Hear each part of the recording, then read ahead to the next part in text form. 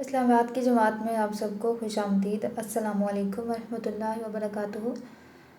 آج کا جو بچوں کو میں نے جس چیز کے بارے میں بتانا ہے وہ ہے حرکات۔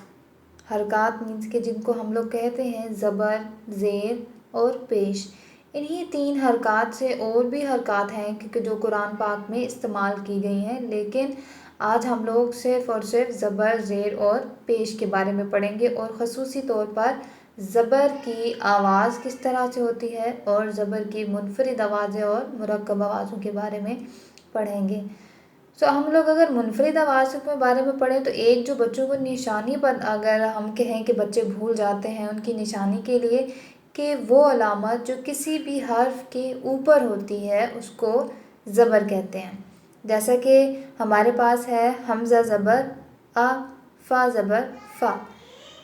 اب قواعد میں ہے کہ زبر کو اتنا لمبا کر کے نہیں پڑھا جاتا ہے کہ جس طرح حمزہ زبر آ ہم نے ظاہر کیا ہے کہ اس کے اوپر زبر ہے، لیکن ہم نے اس چیز کو اتنا طویل نہیں کھینچنا۔ آ، فا زبر فا۔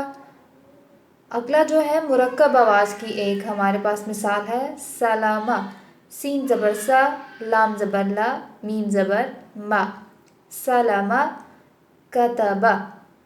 امید کرتی ہوں کہ بچوں کو زبر کی آوازیں کس طرح سے نکالی جاتی ہیں اور زبر کی پہچان کی سمجھ آئی ہوگی۔ اللہ حافظ۔